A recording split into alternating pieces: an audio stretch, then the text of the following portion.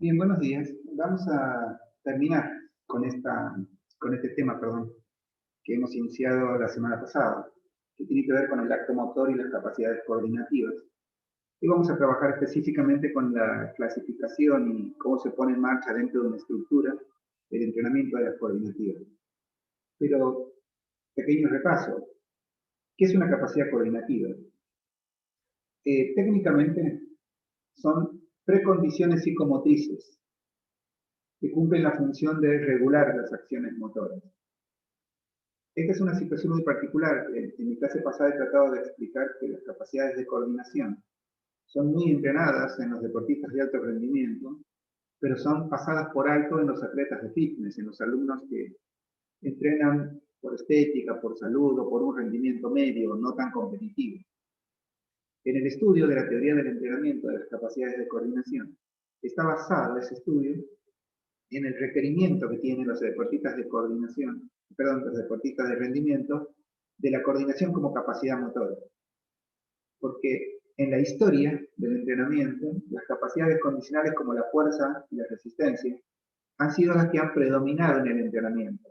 Sin duda, en cualquier actividad deportiva competitiva, la capacidad de soportar las tensiones musculares, resistencia, o bien la capacidad de generarlas, la fuerza, fueron durante muchos años, décadas, se podría decir el diferencial que permitía a un atleta ganar una competencia. Pero a medida que los métodos y la tecnología han ido creando elementos para mejorar esas capacidades, la teoría competitiva del entrenamiento ha empezado a buscar la forma de crear esa diferencia comparativa que tienen los deportistas. La han encontrado, sin duda, en la técnica de ejecución, o sea, en la capacidad que tiene el deportista de ejecutar lo mejor posible esa tarea motora. Ahí es donde se ha empezado a investigar mucho más y a poner en práctica, ya hace 30 años prácticamente, lo que en actividades menos populares, pero que también son deportivas y competitivas, como por ejemplo la gimnasia deportiva, o como los diferentes tipos de gimnasias o de deportes asociados a la gimnasia, un saltador, un lanzador, donde la técnica de ejecución hace la diferencia. Allí se empezó la investigación sobre las capacidades coordinativas y fundamentalmente cómo se encuentran dentro del organismo del alumno y cómo se las pueden desarrollar. Y ahí el concepto de que son precondiciones y que son psicomotrices y que regulan las acciones motoras. Aquí es donde también empieza a tener importancia en el dominio y en la participación del aparato locomotor, que es el que realiza toda acción motora en el hombre: caminar, saltar, lanzar. También las sociales, como levantar un hijo del piso, o como cargar bolsas, o como hacer actividades manuales en la casa, desde la higiene a tantas otras. Por eso son capacidades que dependen de dos sistemas muy importantes: el sistema nervioso central y el sistema nervioso periférico, y luego depende de sistemas de regulación interno, como el sistema endocrino, por ejemplo. Toda acción del individuo requiere de una acción coordinativa que sea rápida, exacta y adaptada a las condiciones del entorno, que se empiezan a hacer muy importantes en el deporte, pero también en la vida de las personas. Uno de los accidentes domésticos más comunes que hacen que cuando somos muy mayores, cuando estamos pasados los 70 años, que nos corroe la calidad de vida, tiene que ver con enfermedades óseas, entre ellas la osteopenia y la osteoporosis. Y muchas veces las fracturas domésticas se dan por choques con elementos tales como mesas, sillas, elementos en el piso que uno no llega a ver. O sea que las acciones motoras que tienen características de ser rápidas, como por ejemplo esquivar uno de estos elementos, exactas, o sea, la orientación del espacio y el tiempo en el que hago la acción motora, y adaptadas a esas condiciones del entorno, tienen que ver con las capacidades coordinativas. Si las analizan desde este punto de vista, van a ver lo importante que es en todo el arco del entrenamiento, no solo en el deportivo competitivo, sino también en el fitness, preparar al deportista en ese acto motor, para que sea más eficiente y más efectivo. De hecho, lo primero que aprendieron cuando trabajaron con la clase anterior fue eso, el acto motor, pero en el deporte. ¿Pero qué es un acto motor? Porque también sirve fuera del deporte. Primero, es parte de una actividad motora, Creo que en mi clase di el ejemplo de correr. Correr es la actividad motora. Ahora, el acto motor es el salto. ¿Por qué? Porque la carrera es una sucesión de saltos. Claro, la carrera, como todo, tiene una finalidad, trasladarse de un espacio, de un lugar a otro en el espacio. Se concreta con un objetivo, ¿a dónde voy? Todo eso dice el apunte. Perdón, no el ejemplo lo pongo yo, sino dice que el acto motor, dice el apunte, se caracteriza por perseguir una finalidad y se concreta en un objetivo. O sea, de dónde a dónde corro. Voy hasta la plaza, voy hasta X lugar. Por eso es un conjunto, y ahí viene el sistema nervioso, es una sucesión de medidas cuya meta es la realización más eficaz de ese acto motor, que forma parte de la actividad motora. ¿Qué implica eso? Elegir un programa motor. O sea, cuando yo quiero hacer algo, mi cerebro elige un programa motor, como correr. Es un programa de ejecución que no solamente tiene el cómo hacerlo, el qué hacer, correr, saltar, sino también el cómo. Y por eso produce una secuencia de movimientos. El sistema nervioso ahí participa en su conjunto, en la clase pasada lo vimos inclusive en un gráfico, ¿no? Que tiene que ver con seleccionar mecanismos de decisión, organiza y lo hace de manera no solamente jerárquica, sino también secuencial, a ese plan, a ese programa motor. Por lo tanto, hay una serie de órdenes que son cortas, fijas, que se llaman subprogramas, y el sistema nervioso también se encarga de la preparación de ese proceso. El programa que el cerebro decide utilizar empieza con una imagen motora que tiene que ver con lo que el alumno tiene que hacer. Eso que el alumno tiene que hacer es un valor nominal en la teoría que han estudiado. Es un valor nominal. O sea, a eso quiero llegar. Pero como el alumno lo hace, o sea, la capacidad de hacerlo, es su valor real, lo que el alumno puede hacer. Bien, por lo tanto, los dos valores tienden a coincidir en los sistemas de información nerviosa. Si yo digo a mi alumno que salte de tal manera, él trata de hacerlo. Tratan de coincidir el nominal, lo que yo le digo, con el real, que es lo que él hace, ¿no? Entonces, ahí viene la guía del profe, de cómo lo va a ir haciendo. Es, sin duda, lo dice el apunte de mi clase pasada, que la imagen que tenga el alumno del acto motor que le estoy pidiendo va a tener que ver con lo que el alumno hace, o sea, con el valor real. Si tiene una imagen no del todo precisa, sin duda, va a ser falta de precisión en la ejecución. ¿Cómo se controla en este programa motor? Si ustedes me dicen, bueno, pero entonces, el acto motor es lo que yo tengo que analizar para luego que la actividad motora de mi alumno sea la deseada o la esperada. ¿Qué es lo primero que tengo que analizar? Y ahí viene el concepto de analizadores. Los analizadores son órganos que tenemos en nuestro organismo, que son los que primero reciben, decodifican, transmiten la primera elaboración de las informaciones hacia el sistema nervioso central. Por eso es que el problema del control motor se soluciona con la activación, con el entrenamiento de los analizadores. Los analizamos, para la redundancia de la clase pasada, son el óptico, el estático dinámico, el acústico, el sinestésico y el táctil. Ahora bien, todas esas informaciones que elaboran los analizadores son las que permiten desarrollar las capacidades de coordinación. Luego del repaso, llegamos a la clase propiamente dicha. Según Bloom, estas capacidades de coordinación, y aquí hago una parte del apunte y de la clase particularmente, que tiene que ver con que van a leer en el desarrollo de su carrera de entrenadores múltiples autores que seguramente van a ir cambiando también. La motricidad humana es una de las disciplinas más estudiadas por la ciencia moderna. Insisto, a medida que va pasando el tiempo, los científicos van descubriendo cada vez más tecnología o biotecnología, no solamente en el organismo humano, sino también en la tecnología de acción, o sea, en las máquinas, que permiten que los deportistas puedan ir desarrollando cada vez más sus habilidades motoras. Y justamente el órgano encargado es el cerebro, que es el más estudiado. Entonces, cada vez van a ir aprendiendo más estrategias, la ciencia y los entrenadores, para ir desarrollando las coordinativas. Esto va a hacer que la clasificación de las mismas seguramente vaya variando, no en esencia, pero sí en sustancia.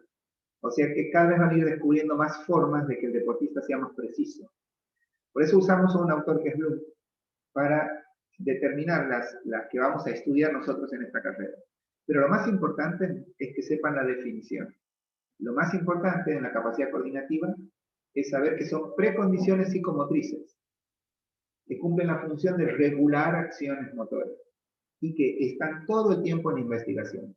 Nosotros vamos a estudiar por una cuestión técnica simplemente, o sea, de autor, las de orientación espacio-temporal, la de diferenciación sinestésica, la del equilibrio estático-dinámico, la reacción motora, la ritmización o ritmo, y la capacidad de transformación de movimiento que tienen en el pizarrón. Empecemos por la de orientación espacio-temporal. ¿Qué es esa capacidad, orientación espacio-temporal?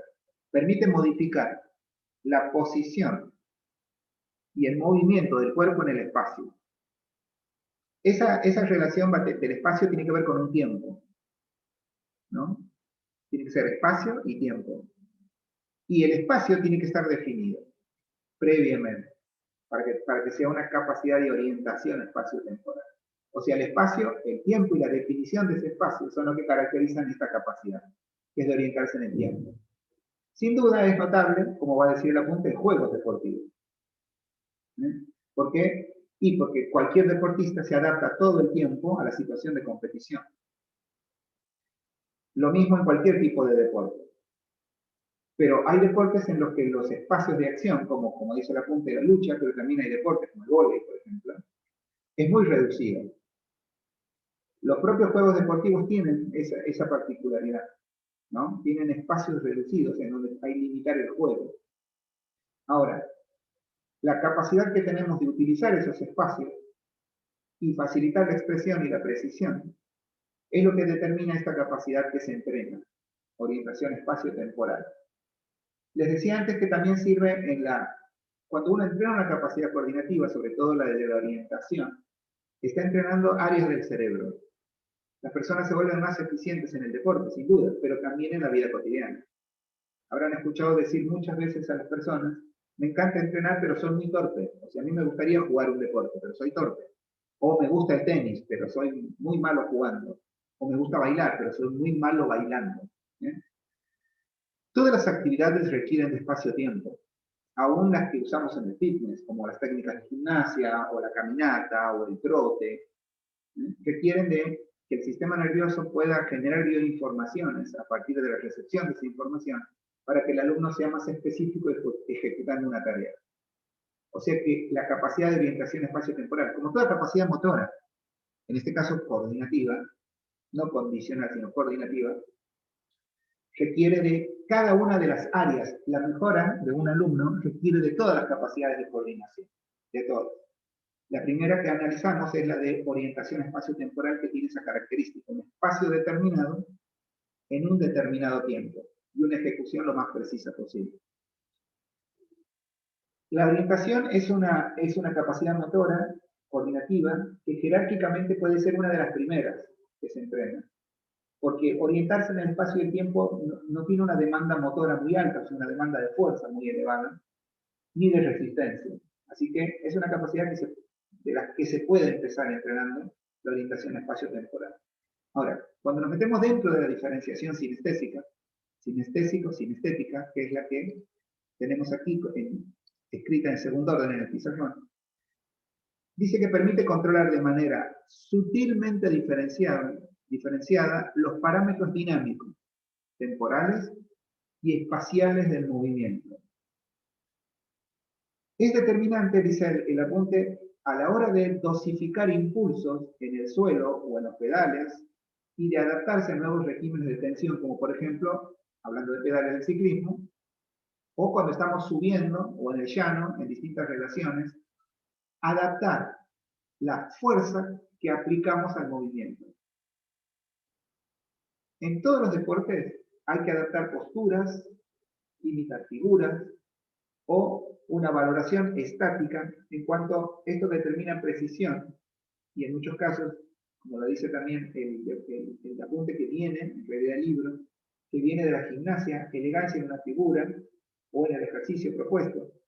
Las técnicas de ejecución requieren mucho de la diferenciación sinestésica, porque desempeña un papel bien notable en los aprendizajes de la técnica. Por ejemplo, cuando uno quiere enseñar, vuelvo a la carrera, que es lo que estábamos analizando al principio, cuando uno quiere enseñar la carrera, la posición del cuerpo en el espacio depende de las distintas tensiones que puedan generar la musculatura para mantener esa ejecución.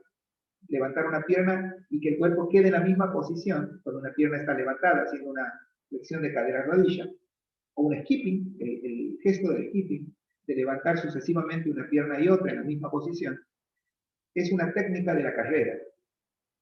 Y ahí es muy importante porque así se aprende esa técnica, al mismo que aprender la técnica de caminata o la técnica del deporte. Siempre implica una posición del cuerpo en el espacio e implica esa capacidad que tiene de controlar los parámetros, no solo dinámicos, sino el dinámico temporal, el tiempo, y los espacios en donde me muevo. Eso es capacidad de diferenciación sinestésica. Ya requiere de aparte como es diferenciación de tensiones, depende de la capacidad motora fuerza, la que depende de la flexibilidad y obviamente del control de la fatiga, de la resistencia. La diferenciación sinestésica ya no es una capacidad coordinativa que se puede entrenar al inicio si un alumno de fitness sobre todo no tiene bien diferenciadas las capacidades condicionales en este caso. Bien, es muy importante en el aprendizaje de la técnica y en poder graduar las intensidades en el movimiento. Pararse en un solo pie, armar una mesita, luego de pararse, flexionando el tronco y haciendo una extensión e hiperextensión de cadera hacia atrás. Esos movimientos son movimientos que tienen que ver con que el cerebro utilice de manera diferenciada la fuerza que tiene cada grupo muscular involucrado con las diferentes formas de contracción, ¿no? Porque hay contracciones dinámicas, hay contracciones estáticas, isocinéticas en algún punto. Tercer capacidad coordinativa es la capacidad del equilibrio. La capacidad de equilibrio es mantener el cuerpo en una postura determinada y luego recuperar con amplios movimientos y solicitaciones. O sea, perder el equilibrio y mantenerlo es una capacidad. Muy utilizada en el deporte, sin duda, por ejemplo, un empujón o una carrera a velocidad con diferentes obstáculos, como tener oponentes, por ejemplo, ¿no? Implica perder todo el tiempo la postura de equilibrio del cuerpo y luego, ante determinadas situaciones, volver a recuperar ese equilibrio, lógico, en el caso de la carrera, la natación. En la vida cotidiana la capacidad de equilibrio también es determinante, sobre todo porque forma a los órganos del cerebro, la masa muscular, al aparato locomotor, para ese mantenimiento del equilibrio y la solicitación de fuerza. Es previo entrenar el equilibrio a la diferenciación sinestésica, porque para desarrollar diferentes tensiones en las posiciones, el equilibrio es determinante para eso. Es determinante. Por eso, es determinante, perdón que la redundancia, en caso de movimientos acrobáticos, perturbaciones, variaciones repentinas de apoyo, aunque les parezca mentira, la caminata, el trote tienen esas variaciones de apoyo, aceleraciones verticales bruscas, o sea, todo lo que tenga que ver con lo deportivo, la gimnasia, las técnicas de gimnasia, las clases que nos gustan tomar en muchos casos. Por eso, las capacidades sinestésicas, eso es lo que decía al principio, de la diferenciación sinestésica, el apunte las nombra, ¿no? Desempeñan un papel importante. Además de la fuerza, las vestibulares, o sea, la capacidad vestibular, la de sostener el equilibrio. Cuando estudiamos control nervioso, estudiamos que en el mesencéfalo tenemos la región del equilibrio, que es el núcleo rojo, que son grupos de neuronas que están al frente del cerebelo, que están encargadas de mantener el equilibrio entre la pérdida de equilibrio del cuerpo. Se entrena esa área con esta capacidad de equilibrio. ¿Bien? A eso se refiere a las capacidades vestibulares que habla el apunte. Bien. Las capacidades de equilibrio son una de las capacidades. Como el equilibrio implica perder una posición del cuerpo en el espacio y recuperarla, son de las más simples de entrenar, junto con las de ritmo. Porque no requiere, primero, que sea todo el cuerpo. Y segundo, no requiere tampoco que haya una aceleración superior de un segmento corporal. Por ejemplo, yo me puedo parar en una posición de boxeo, por ejemplo, Y ejecutar un golpe y mantenerlo en el espacio ya implica una pérdida de equilibrio y volver a la posición anatómica, una reeducación de ese equilibrio, o sea que lo recupero. Y mi sistema aprende ese gesto. Lo mismo puede pasar con, por ejemplo, un golpe de abajo en vóley, o con pararse en una situación estable, por ejemplo, pararse en una colchoneta enrollada, o en un bosu, y luego sacar una pierna, levantarla sería, y tratar de mantener ese equilibrio. Cualquier posición del cuerpo en el espacio que la pierdo y la recupero, ya es una tarea de equilibrio. Por lo tanto, es una, junto con, hasta ahora, la orientación espacio-temporal de las capacidades con las que empezamos entrenando a nuestros alumnos, sobre todo si no es deportista. Dedicamos tiempo para que el alumno vaya formando ese potencial del acto motor que vamos a usar luego. Aquí viene la capacidad que también se entrena de manera fácil, que es la de reacción. Después de la del equilibrio estudiamos la de reacción. ¿Qué hace? Como dice nuestro pizarrón, permite responder a estímulos, pero ejecutando acciones motoras adecuadas como respuesta a una señal. Aquí hay una diferencia porque la capacidad coordinativa de reacción tiene su correlato con otra capacidad, pero que es de velocidad.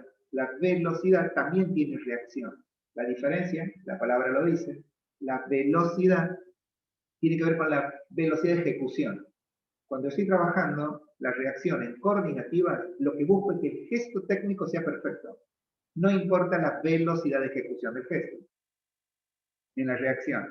Por ejemplo, si yo le digo a mi alumno que cuando golpeo la mano le pega a una bolsa de boxeo o a una colchoneta enrollada, no importa, pero yo golpeo la mano y él genera una reacción con ese golpe, la acción motora del golpe tiene que ser la adecuada como respuesta a la señal, la que yo le pedí de manera específica, de la posición del tronco, del codo, del hombro, de los brazos. O sea, cada posición del alumno tiene que estar hecha de manera coordinada, porque estamos en las tareas coordinativas. Vamos a estudiar luego que la velocidad es la reacción, o sea, el tiempo en el que ejecuta el movimiento. Sin duda se complementan, pero desde el punto de vista técnico, primero se entrena la capacidad de reacción en coordinación. La acción motora tiene que ser adecuada como respuesta a una señal, la adecuada. No importa el tiempo en el que lo haga el alumno. Esa es la capacidad coordinativa. Por eso tienen una forma simple, o sea, de reacción a una señal prevista y conocida. Por ejemplo, yo le digo que le pegue una bolsa que está estática y la forma en la que lo tiene que hacer.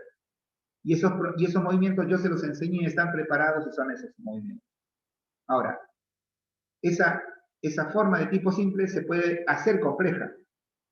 O sea que va a tener que moverse de manera no conocida y respondiendo al estímulo. O sea que ahora el golpe no va a ir hacia la bolsa, sino que la bolsa va a ir al golpe. Es cuando el entrenador mueve la bolsa y la lanza y el deportista tiene que ir a encontrarla. Cuando el entrenador dice, ahora ahí recién le pega.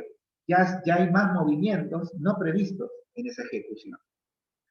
Y eso crea, obviamente, una amplia gama de posibilidades de trabajar sobre esa capacidad de reacción. Pero lo cierto es que el nivel de fuerza, el nivel de capacidades condicionales, el aparato vestibular, no requiere un equilibrio muy desarrollado, hacen que la reacción, como dije antes, junto con el equilibrio, sean capacidades que se utilizan al inicio para empezar a preparar al sistema nervioso y los sistemas de regulación en el alumno. Por eso, la primera forma de reacción, que es la simple, es menos entrenable que la segunda. Porque la segunda ya depende de una gran medida de aprendizaje y por lo tanto de la experiencia, ¿no? La primera, la simple, la que yo le digo a mi alumno qué hacer, es la más simple y la más fácil de hacerlo. Pero a la vez, el nivel de mejora que tiene eso es bajo, ya vamos a aprender eso, pero así como nacemos con fibras de contracción rápida y lenta, también nacemos con el potencial de distribuir programas motores en nuestro cerebro. La entrenabilidad es la capacidad de recuperarse rápido de algo y de lograr mejoras en ese algo. Como les dice el apunte, la primera forma que vendría a ser la reacción simple es menos entrenable y la segunda mucho más entrenable, obviamente. Luego está la tercera capacidad que en orden se puede entrenar de forma muy simple, que es el ritmo, o sea, la capacidad rítmica, que es que el cerebro organice de manera cronológica las prestaciones musculares en relación a espacio y el tiempo. Está muy relacionada el ritmo con la orientación espacio-temporal, muy relacionada. O sea, se podría decir así, el ritmo técnicamente, como tiene que ver con tiempo, y tiene que ver con espacio, tiempo, ¿no? Y tiene que ver con prestaciones musculares, es la base de la orientación espacio-temporal, que es la que permite modificar la posición y el movimiento del cuerpo en el espacio y el tiempo con referencia a un espacio definido, ¿no? Así que porque planificar es organizar de manera secuencial y estructurada, como vimos en el apunte de planificación. A medida que ustedes estudian las capacidades de coordinación, cualquier capacidad motora, entre ellas la de coordinación, disculpen, tienen que ir imaginándose en qué momento del plan lo harían. Y ese lugar en el que va la capacidad coordinativa, a veces el metodólogo me la dice y a veces no. En el caso de las coordinativas, no. En el caso de la resistencia, por ejemplo, que está en este cuatrimestre, sí me lo dice. En el caso de la flexibilidad también. Por ejemplo, Sintel me dice, en la resistencia, primero la adaptación funcional, después la resistencia de base 1, en el periodo de preparación general, después la 3. Me lo dice. Y Santo y Dantas me lo dicen para flexibilidad también. También me lo dicen. Me dicen, mira, tenés dos formas de entrenamiento de mejora de la flexibilidad, la movilidad articular y el estiramiento. Bueno, primero la movilidad articular, me dicen. O sea que hay autores o metodólogos de las capacidades motoras que me plantean cómo entrenar la capacidad. No va a pasar en las coordinativas. Porque depende mucho del alumno que uno tenga. Porque, por ejemplo, es verdad que la capacidad de ritmo mejora luego la capacidad que tenga ese alumno de mejorar la orientación espacio-temporal. Lo mismo que la del equilibrio ayuda a mejorar la diferenciación sinestésica. El tema es de quién. Porque como dijimos que nuestro sistema nervioso tiene cierta disposición a la mejora, hay deportistas que lo pueden aprender mucho más rápido, por ejemplo, o deportes que lo requieren más. O sea que es más difícil decir en dónde entrenar una capacidad coordinativa. Hay que estudiarlas en su base teórica, como lo estamos haciendo, y luego cuando tenemos el alumno, saber qué es lo que más le va a costar a ese alumno aprender y jerarquizar ese aprendizaje, utilizando el principio pedagógico del entrenamiento, que es el de accesibilidad, o sea, ir de lo poco a lo mucho, ir de lo fácil a lo difícil, ir de lo simple a lo complejo. O sea, facilitar el aprendizaje. Técnicamente, la capacidad de ritmo es la base de la orientación espacio-temporal. El tiempo que le vamos a dedicar a cada una y el lugar en el plan que va a tener va a depender del alumno que tenga. Y por último, la capacidad que quizás dentro de la que estamos estudiando, de las que propone Bloom en realidad, es la más compleja. O sea, es la que más partes tiene para desarrollarla. ¿Por qué? Y porque ya trabaja sobre que el alumno tenga muchos programas motores. Técnicamente, esta capacidad de transformación del movimiento hace posible adaptar o transformar, como dice el pizarrón, el programa motor de la propia acción sobre la base de variaciones de situaciones repentinas y del todo inesperadas. Ustedes lo ven mucho en el deporte. Siempre hablo de fútbol, hablo de todos los deportes, pero el fútbol es algo que vemos todos. Así sea el que no le gusta mucho el fútbol y lo ve en una Copa América, como pasó hace poco, o en Brasil, o bien cuando ve un mundial, por ejemplo. Bueno, ahora que estamos en julio de 2021, por lo tanto estamos en los Juegos, dentro de los Juegos Olímpicos en estos momentos. Entonces, también somos de ver esos deportes. Ustedes van a ver cuando un deportista viene realizando una tarea motora, piensen en cualquier deporte, un jugador de básquet trasladando la pelota, sobre todo cuando hay contacto, un jugador de rugby trasladando la pelota. ¿Qué ocurre en ese momento? Alguien hace una oposición, ya sea, vamos a llamarle defensor, de cualquier deporte, hace una oposición. El deportista que traslada la pelota no puede saber cuál es la oposición, porque justamente el defensor creó una imagen en su cabeza de cómo lo va a defender, de cómo va a usar su cuerpo. El deportista tiene el objetivo de pasar al deportista en defensa. Lo tiene que pasar, lo tiene que sobrepasar, o lo tiene que engañar, de tal forma de que sea un jugador menos dependiente. Para lo cual, va a tener que adaptar su programa motor, el que viene realizando, drible en el básquet, traslado de la pelota o de la bocha en hockey, fútbol, todo depende del deporte, ¿no? Ese programa motor que viene ejecutando, sobre la base de una variación que tiene que ver con la defensa, va a tener que cambiar. Y no es esperado, es inesperado, como dice aquí el pizarrón. Es inesperada la forma en la que cambia, ¿no? Requiere de que se interrumpa el movimiento, se tiene que interrumpir el movimiento que está haciendo, y luego tiene que reaccionar con otro movimiento. Sin duda, esta capacidad está estrechamente conectada con la de la orientación espacio-temporal y con la reacción. ¿Se acuerdan cuando recién decíamos cómo se entrena cada uno? Que el deportista sea capaz de transformar el movimiento ante una determinada demanda depende de que antes tenga ritmo y depende de que después del ritmo tenga orientación espacio-temporal. Es como si tienen que en su cabeza organizar jerárquicamente cada una, sería ritmo, orientación espacio, transformación del movimiento. ¿Eh? Bien, capacidades coordinativas. No olviden, como lo dijimos, que estas capacidades coordinativas que analizamos están pensadas están clasificadas por Bloom. Ahora bien, parece ser que las capacidades motoras son aquellas que nos permiten desarrollar nuestras habilidades motoras, que tienen que ver con las técnicas de ejecución. Y eso tiene una relación directa con las capacidades de coordinación. De allí surge este subtítulo, que es la relación que hay entre las capacidades motoras y las habilidades motoras, o sea, las técnicas, y la capacidad de coordinación. Esta relación que hay entre las condicionales, aquí están las capacidades condicionales en el pizarrón, fuerza, resistencia, flexibilidad y velocidad, y lo que requerimos para el desarrollo del potencial motor de un deportista. No olviden que lo desarrollamos a través de un fin, que está determinado al final del periodo competitivo aquí, que ese fin está representado por una tarea motora específica.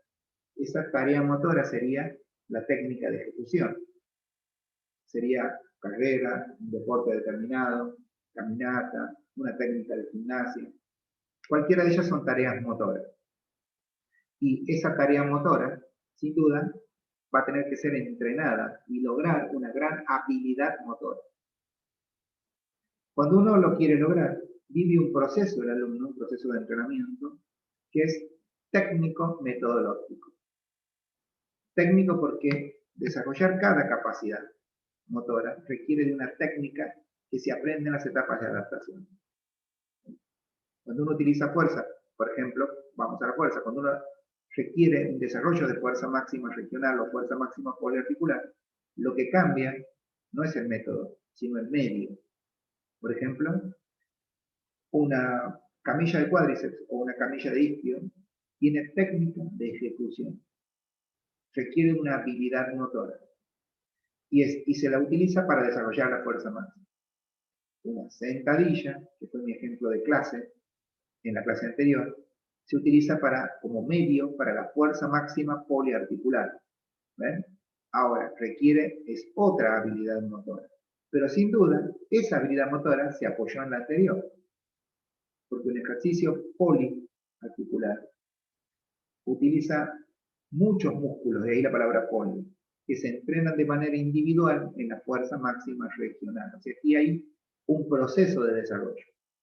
Lo mismo podríamos hablar de la carrera como medio para el desarrollo de la segunda, que es la resistencia, capacidad motora condicional. No olviden que estamos trabajando esa relación que hay entre la capacidad motora, la habilidad motora y las capacidades de coordinación, que son las últimas de este pizarrón. Les decía, la resistencia. Mi objetivo final es que mi alumno corra más rápido de lo que puede correr hoy. Por lo tanto, la carrera va a ser la habilidad motora. Utilizo una determinada habilidad motora para la resistencia de base 1, porque el método me lo pide, un continuo constante.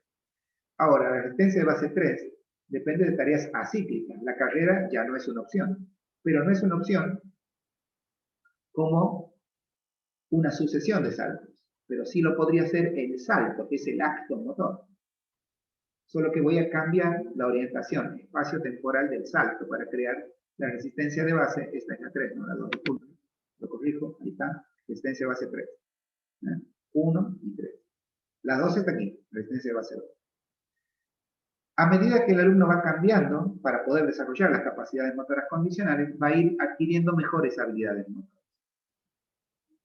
¿Por qué? por el planteo técnico-metodológico. Al ir cambiando el método, tengo que ir cambiando la habilidad motora. Entender este concepto es lo que permite, como dice el pizarrón, comprender la relación que existe entre el rendimiento deportivo, que vendría a ser el fin, la búsqueda del deportista, y una disciplina y desarrollo, perdón, de un deporte o disciplina, y desarrollo de las capacidades motoras, todas ellas. Por eso es que los entrenadores somos planificadores, aprendemos a generar. Primero aprendemos todas las capacidades motoras, por eso las estudiamos por separado. El que está en esta aula virtual y está cursando este cuatrimestre, solamente no cursó el anterior. Entonces, aprendió resistencia, flexibilidad, está aprendiendo coordinativas y próximamente aprenderá velocidad. El otro cuatrimestre, la fuerza. Y en esta aula virtual tenemos unos que ya han aprendido la fuerza, así que cuando terminen velocidad terminarán su carrera de cursarla. Después deberán evaluarse, aprenderlas, propiamente dicho. Ahora, las capacidades motoras se desarrollan de manera paralela por esa razón técnica. Cada capacidad motora representa una parte del organismo humano. Por eso es que el entrenamiento es sistémico, sistemático, porque se relacionan unas con otras. Esto es lo que estamos analizando ahora. Todas las capacidades motoras se combinan entre ellas para crear la habilidad motora del deportista. A medida que va pasando el plan, desde la adaptación al periodo de preparación especial y el competitivo, que es donde termina el plan, el alumno tiene que ir desarrollando cada vez más habilidades motoras. Para eso necesita de todas las capacidades, las condicionales y las coordinativas. Hay una relación entre ese planteamiento técnico-metodológico, como dice el pizarrón, para que el alumno vaya mejorando su habilidad motora. En este caso, que se va a desarrollar todas las capacidades para que él pueda tener una técnica de ejecución que la va a desarrollar en el periodo de preparación especial, acorde a la tarea motora del fin. Lo mismo pasa si uno analiza, perfecto, en qué lugar ocupan las coordinativas dentro del plan. Se adaptan junto con todas, se desarrollan con todas. Cuando uno tiene que desarrollar capacidades coordinativas, ahí tiene que usar el principio metodológico que usamos antes y que la van a poder deducir ustedes después de estudiarlo. Yo dije, de todas las capacidades que Bloom nos enseñó, las de ritmo, por ejemplo, las de reacción y equilibrio, son las más simples de entrenar. ¿Y cuál busca el deportista? ¿Cuál es la habilidad motora más desarrollada que tiene un deportista? Y transformación de movimiento. ¿Por qué? Y porque todo deporte implica transformación del movimiento. Hasta una simple carrera de calle requiere transformación de movimiento. Porque tengo que fintear competidores, porque tengo que subir y bajar cordones, porque puedo correr en contra del viento, a favor del viento, en subida, en bajada, doblar. O sea, el deportista, aún el individual, porque en el deporte, desde el punto de vista de la oposición, no es lógico entender la transformación del movimiento, ¿no? O sea, cambiar los programas motores por demanda externa. Pero ocurre en todas las actividades motoras, en todas. Por eso di el ejemplo más simple, que es una carrera de calle, en donde no tengo un competidor externo a mí que me hace una oposición de movimiento, pero sí tengo la naturaleza. Si la transformación del movimiento es lo más complejo a lograr, entonces seguramente va a ser lo último a entrenar cuando me toque entrenar capacidades coordinativas. Y como para lograrlo necesito ritmo, posiblemente sea una de las primeras, cuando termino con los analizadores, que trabajo. Y también es la más simple. Luego la reacción, luego el equilibrio, porque la transformación de movimientos es una suma de ellos. Y la reacción también me permite la diferenciación sinestésica. Eso puede crear un aspecto metodológico de entrenamiento de las coordinativas. Una vez que todas las capacidades coordinativas de mi alumno se han ido entrenando, y todas sus capacidades condicionales, entonces voy a empezar a utilizar todo lo que mi cerebro aprendió para mejorar la técnica de ejecución de mi deportivo. Ya sea nadador, corredor, cualquier deporte que haga el alumno, va a poder mejorar su técnica de ejecución porque ha mejorado la base técnica en su cerebro, en sus aparatos de feedback, en sus sistemas de ordenadores, en sus subrutinas, ha mejorado su capacidad de aprendizaje y de su habilidad motora. Entonces ahí desarrollo la habilidad propia del deportista, donde en el periodo de preparación especial. Y lo combino con el desarrollo específico para el deporte de las otras capacidades motoras. Por ejemplo, la fuerza, el deportista utiliza no la máxima que ya entrenamos, sino la fuerza, potencia y resistencia. En la resistencia utiliza la de base 2 y la específica. y todos los métodos de desarrollo de la flexibilidad la utiliza en el periodo de preparación especial. Luego, los tiempos de reacción de la velocidad se van a convertir en velocidad cíclica y en velocidad cíclica. Y mientras el deportista trabaja su técnica de ejecución. Desde el punto de vista de entrenar las capacidades motoras y de entrenar la coordinativa con ellas, lo único que nos queda analizar en cuanto al lugar en donde entrenamos la coordinativa, después de haberla puesto en un plan, sería qué lugar tiene la sesión. Las sesiones de entrenamiento son los estímulos de entrenamiento, porque los estímulos de entrenamiento son ejercicios o conjunto de ellos, que están representados en una sesión. Por eso son la estructura de la carga de las sesiones. Cuando uno entrena a un alumno, los calentamientos generales, normalmente utilizamos más es movilidad articular general y usamos tareas aeróbicas con objetivos bien distintos, ¿no? Una vez que el cuerpo alcanzó un nivel de movilidad articular que le permita una lubricación de la articulación, donde todas las articulaciones están preparadas para moverse, donde las tareas aeróbicas de baja intensidad, entre 120 y 130 de frecuencia cardíaca, han elevado mi temperatura corporal, han activado las glándulas productoras de hormonas, han permitido que la redistribución del flujo sanguíneo, el retorno venoso, el consumo de oxígeno, una vez que esa tarea aeróbica ya creó una relación de preparación sistémica integral para el ejercicio, es cuando se entrenan las capacidades motoras que dependen del sistema nervioso, coordinativas y velocidad. Por eso la utilizamos en los calentamientos especiales. Es el momento en el que el deportista prepara su cuerpo, ahora su sistema nervioso, sus sistemas de acción y reacción, para desarrollar en la fase de desarrollo la capacidad específica. Normalmente dedicamos a este momento la fuerza y la resistencia, porque son las más voluminosas para entrenar en tiempo, entonces forman parte de la fase de desarrollo. Entonces, ¿en qué lugar en la sesión? Inmediatamente después del calentamiento general, se entrenan las capacidades coordinativas. Cuando llegue el momento, próximas semanas, veremos que allí también se entrena la velocidad. La razón, hay un autor de preparación física, que es Michel Pradet, que dice que tanto las capacidades coordinativas como velocidad y todas las que involucran al sistema nervioso, hay que entrenarlas con frescura física. O sea, antes de que el cuerpo se canse, antes de entrenar la fuerza, antes de entrenar la resistencia, hay que entrenar las coordinativas y la velocidad. ¿Bien? Lugar en la sesión de las coordinativas. Perfecto. Ahora bien, cuando uno relaciona estas capacidades, que es lo que hicimos recién a modo de presentación, o sea, las relacionamos con la habilidad motora, el tema es técnicamente qué es una habilidad motora, que se va a convertir en una técnica de ejecución, sin duda. La característica que tiene es que es una forma de movimiento específica.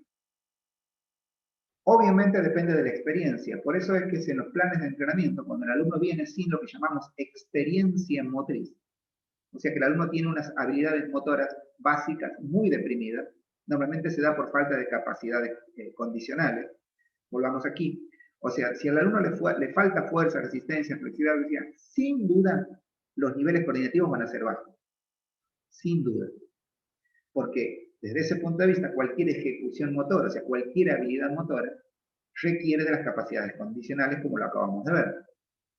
Entonces, en esas circunstancias, depende mucho de que el entrenador, en la adaptación a la que le va a dedicar tipos de estos alumnos entre 4 y 6 semanas, darle experiencias motoras. Por eso la adaptación está en los periodos de preparación general, aquí, que es cuando el alumno tiene que ser multilateral, darle muchas experiencias de movimiento. No importa que su fin sea ser corredor o jugador de básquet, de fútbol, de vóley, de hockey, no importa el deporte, no importa nada. O sea, ¿cuál va a ser el fin? Importa que el alumno adquiera experiencias motoras. O sea, que se mueva de la mayor cantidad de formas posible.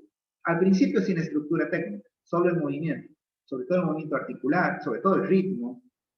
¿Por qué? Todos los analizadores, todos deberían trabajar. Todos, el auditivo, el táctil, todos ellos, el sinestésico, el acústico, el estático dinámico, y eso se trabaja con movimientos, no con ejercicios construidos muy complejos, sino con movimientos. Por eso estamos en la etapa de adaptación del alumno. Ahora bien, porque las habilidades dependen de la experiencia. Luego se automatizan a través de la repetición. Ese proceso de enseñar movimientos nuevos a un alumno y que lo repita una determinada cantidad de tiempo, eso le va a dar experiencia motora de base. Y se hace en el periodo de preparación general, fundamentalmente en la adaptación, y luego, a través del principio de accesibilidad, se lo va llevando. La estructura de una habilidad motora se basa en las capacidades motoras, se basa en ello.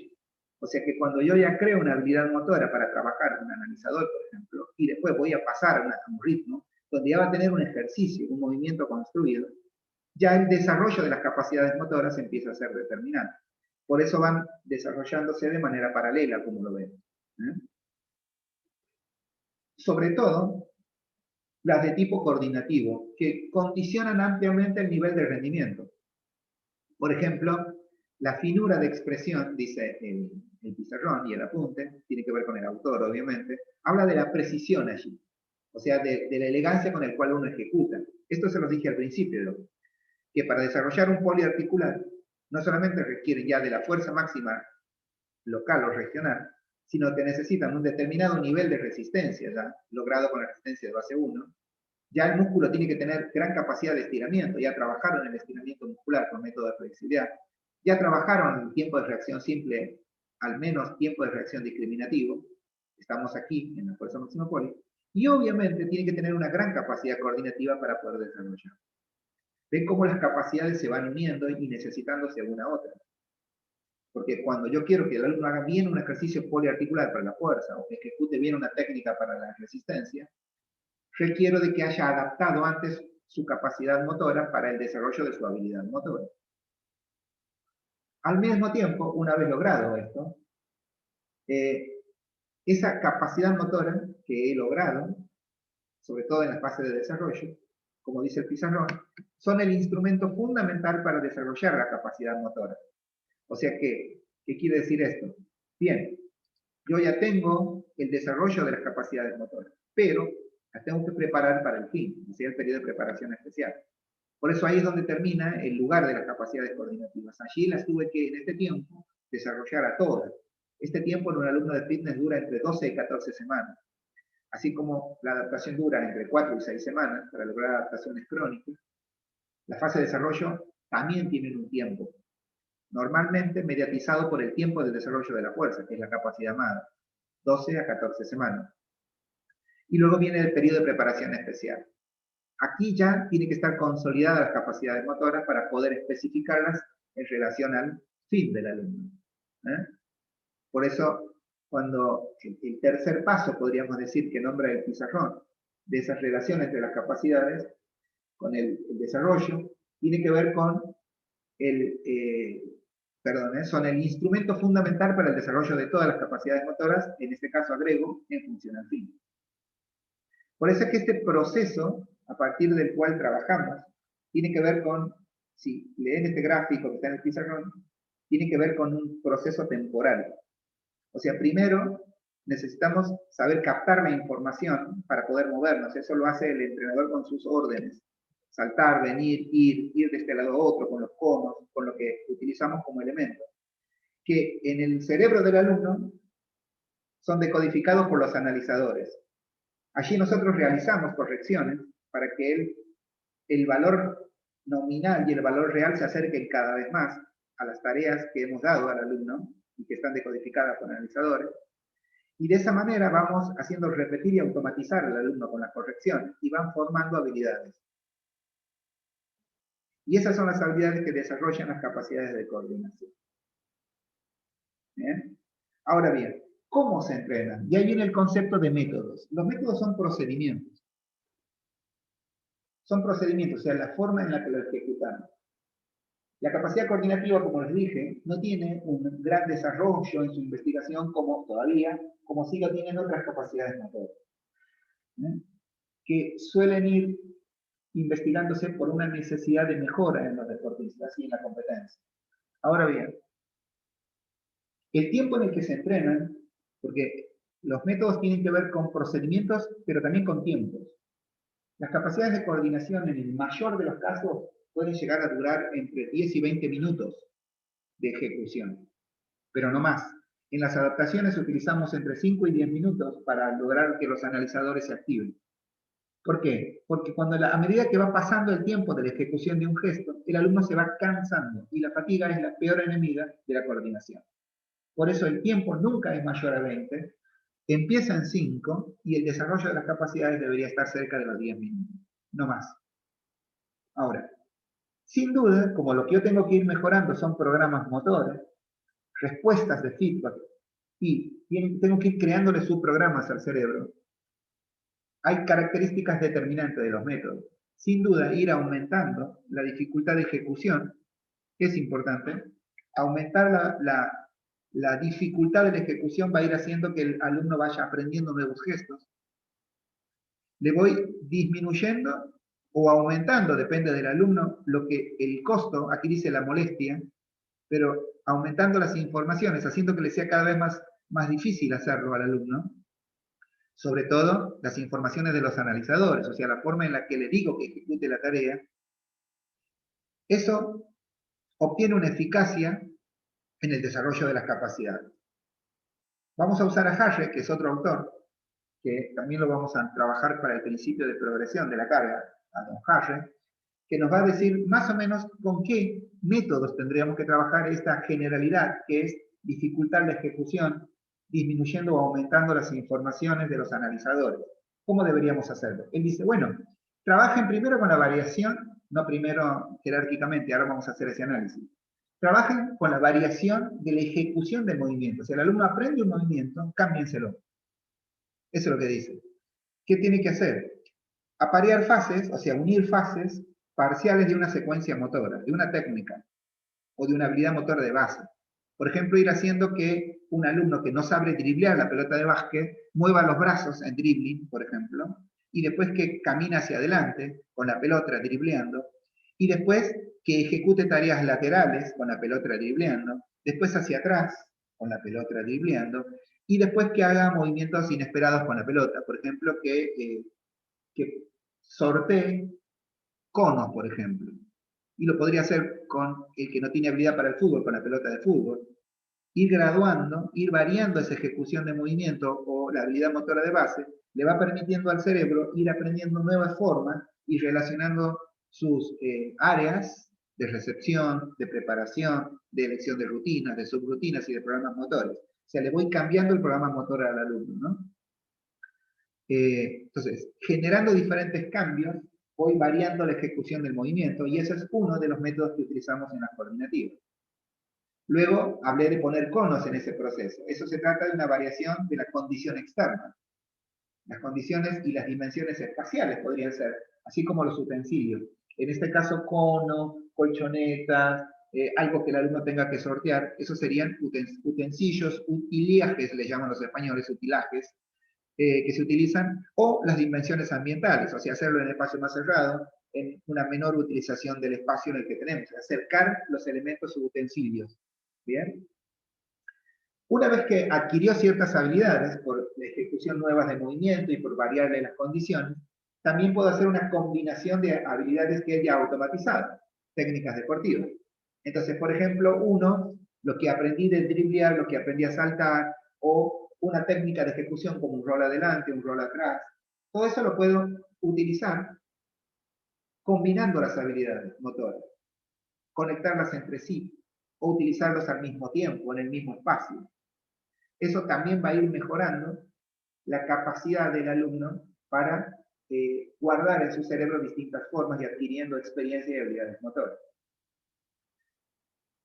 Una vez que el alumno pueda generar una combinación de habilidades ya enseñadas en la variación de ejecución y luego con variar las condiciones externas, puedo generar un cuarto procedimiento que es la ejecución bajo control de tiempo. O sea, que haga lo mismo, pero en determinado tiempo.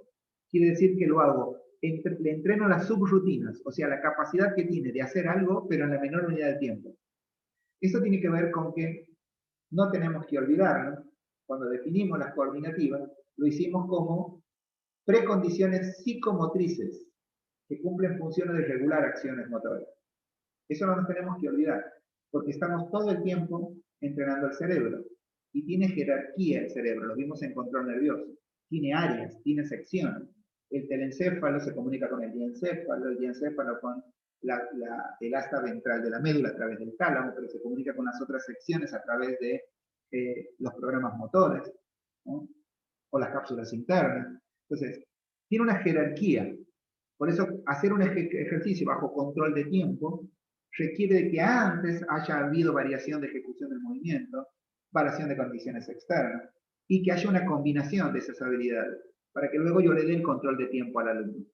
Cronometrar ese tiempo y determinar al atleta en cómo lo puede hacer, utilizando tiempos mínimos, máximos y tiempos medios. Y quizás lo más complejo, que es lo último que debería hacer un atleta, normalmente lo hacen, se utiliza mal este método, es generar ejercicios pero en estados de fatiga. O sea que, sin duda, en cualquier competencia, lo más importante no es que el alumno se mueva bien, sino que se mueva bien en condiciones de dificultad, o sea, en condiciones de fatiga. O sea que si un partido dura, como en el fútbol, 90 minutos, o una hora, o tengo que jugar un torneo de tenis donde el partido final es el más importante, y tengo que jugar exactamente igual, o lo técnicamente más parecido al principio, sin duda, o sea, los primeros partidos, el ejercicio en estado de fatiga entrena para eso. O sea, se le pide las acciones motoras con dificultades de coordinación, pero después de una carga precedente. Por ejemplo, entreno a mi alumno durante una hora y media, y ahí le pido tareas coordinativas. Aprendidas, obviamente, ¿no? Aprendidas, con variaciones de movimientos aprendidos, y con ejercicios con control de tiempo aprendido. ¿Bien? Método. No olviden que esto se utiliza para todas las capacidades coordinativas. No olviden que tiene lugar en el proceso, o sea que se entrena en la adaptación y en el periodo de preparación general. No olviden que se entrena en la parte, se podría decir que en una sesión se entrena en los calentamientos especiales y que se hace con frescura física, o sea, sin fatiga, a menos que esté en el final del proceso, cuando ya estoy entrenando al ejercicio en estado de fatiga, mi alumno. O sea que se utiliza ese tipo de metodología ya al final, digamos al final del periodo de preparación general, en algunos casos después de 20 semanas de que el alumno ha entrenado, e inclusive después que ha desarrollado todas las capacidades condicionales. Bien, vamos terminando esta clase y obviamente este apunte. La conclusión del apunte dice que el acto motor es la expresión más completa del comportamiento motor del hombre, como toda frase general es abarcativa, sin duda, ya que cualquier acto motor representa la actividad motora del individuo. Es lo que entrenamos. Siempre el acto motor tiene una finalidad y se articula con un programa.